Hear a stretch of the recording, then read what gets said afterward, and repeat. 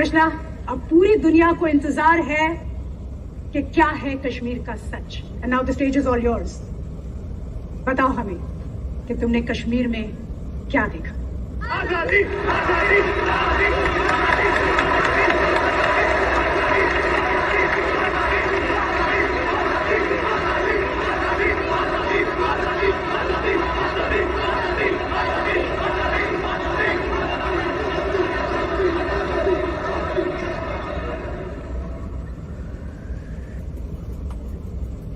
मैंने देखा एक खुला आसमान।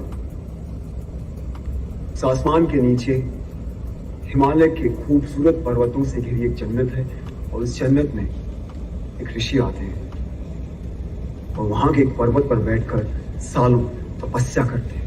तपस्या यानी रिसर्च। वो रिसर्च करते हैं ताकि उस जन्नत से ज्ञान की गंगा बह सके। उन ऋषि का नाम था ऋषि कश्यप, और उन्हीं के नाम पर इस जन्नत का नाम रखा गया Kashmir. Good opening, very inclusive. फिर मैंने देखा शंकराचार्य केरला से पैदल चलते हुए कश्मीर पहुंचे।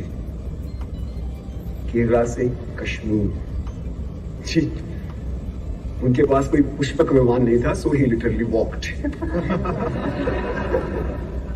और उन्होंने हिमालय की गोद में बैठकर सालों रिसर्च किया, क्योंकि फिलॉसफी पे वो जो रिसर्च कर रहे थे वो सिर्फ जन्नत में संभव थी, यानी कश्मीर में।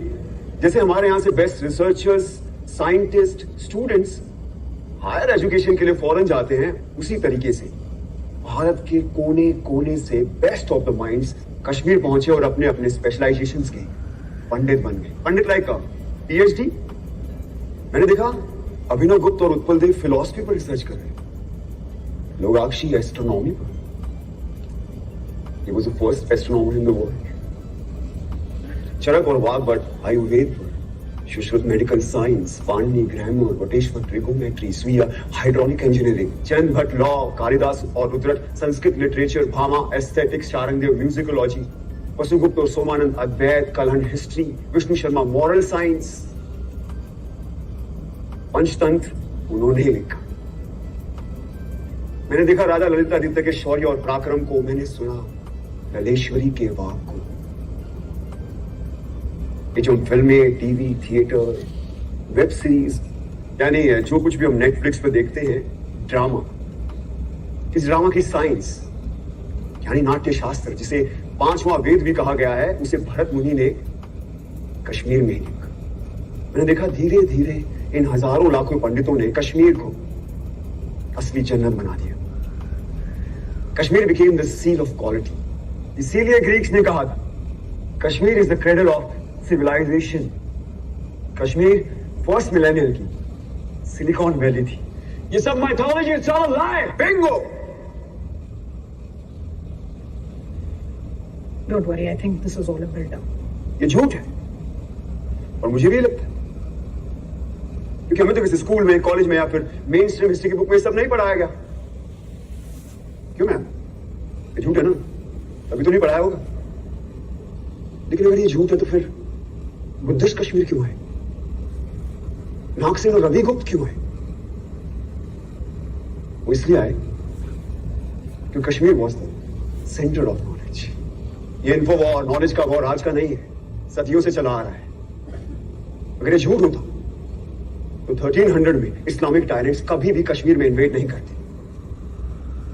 उन्होंने इसलिए इन्वेड किया क्योंकि उनको पता था कि Kashmir was the world centre of knowledge, और जिसका नॉलेज पे कब्जा वो पूरे वर्ल्ड पे रूल कर सकता।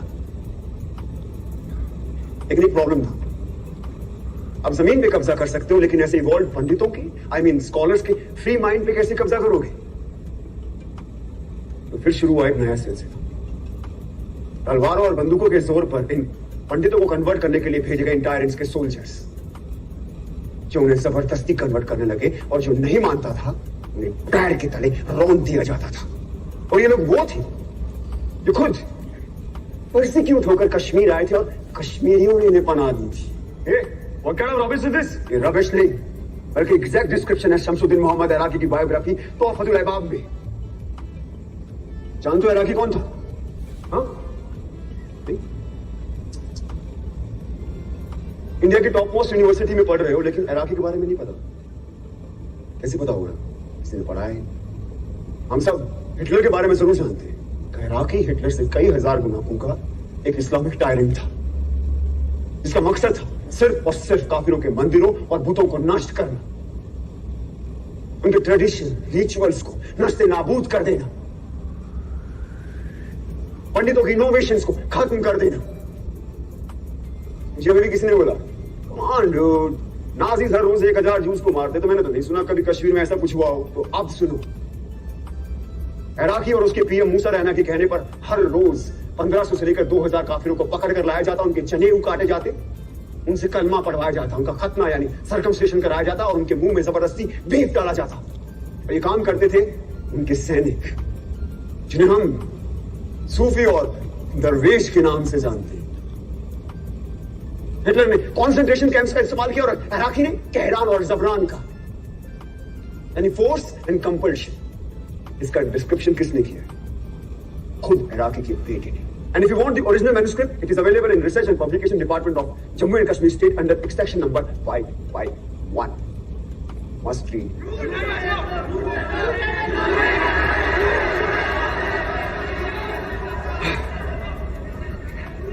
कश्मीर का सच इतना सच है कि हमें हमेशा झूठ ही लगता है। इस इंडिपेंडेंट इंडिया में, इस डेमोक्रेटिक इंडिया में, इस सेक्युलर इंडिया में उन्हें एक बार फिर तलवारों और बंदूकों के जोर पर मार काट के निकाला गया। गलत चले, गलत चले।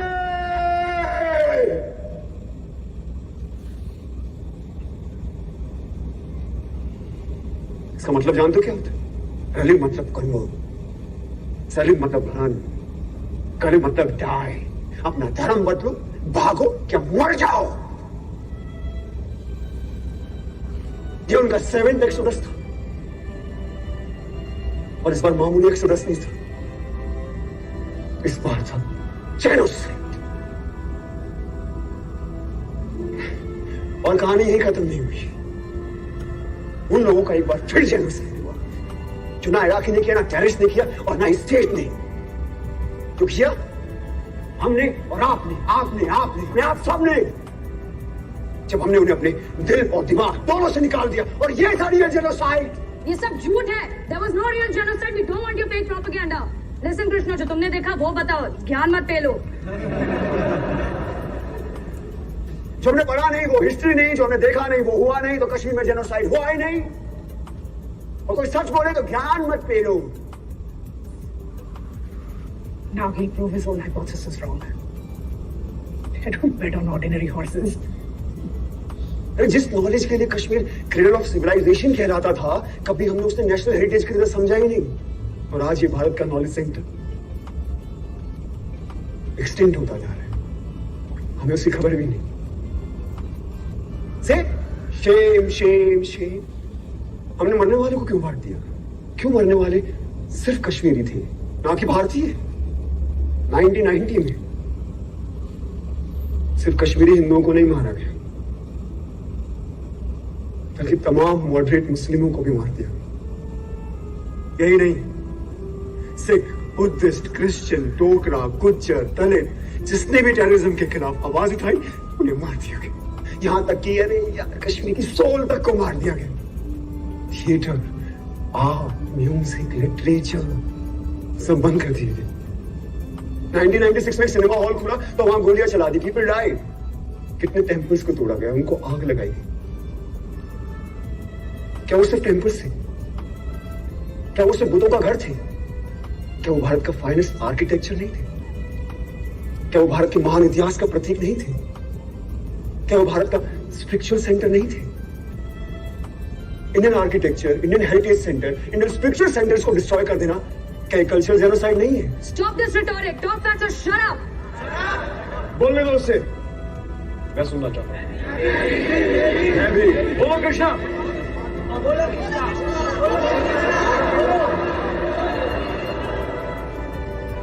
बिट्टा ने ओपनली टीवी इंटरव्यू में एक्सेप्ट किया कि उसने 20 मासूम लोगों को मार डाला।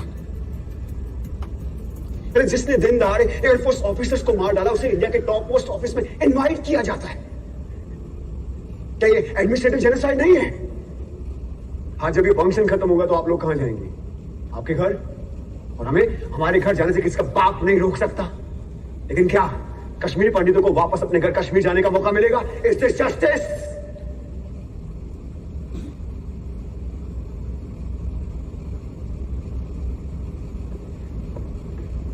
मैं तो एक स्टूडेंट हूं, सो कॉल भारत का यूथ, द फ्यूचर। मैं दुनिया के बारे में ज्यादा जानता नहीं, लेकिन इतना जरूर जानता हूं कि जिस राष्ट्र में राइट टू जस्टिस नहीं, वो राष्ट्र कभी विश्व गुरु नहीं बन सकता। राधिका, प्रोफेसर राधिका मेनन, आपने एक बार मुझसे कहा था कि हर कहानी में एक विलन होता है। बिल्कुल होता है, लेकिन उससे बुरा विलन कोई नहीं जो एक बच्चे से उसकी मां को छीने। कहा जाता है कि जिस जमीन से आपकी जड़ें जुड़ी होती है ना, वो जमीन आपकी मां होती है। तो हाँ, है कश्मीर मेरी मां। मेरी मां का नाम शारदा था, ये उसकी कहानी है। मेरे भाई का नाम शिव था, ये उसकी कहानी है। तो ये कहानी सिर्फ मेरी मां की नहीं है, आप सबकी भी मां की।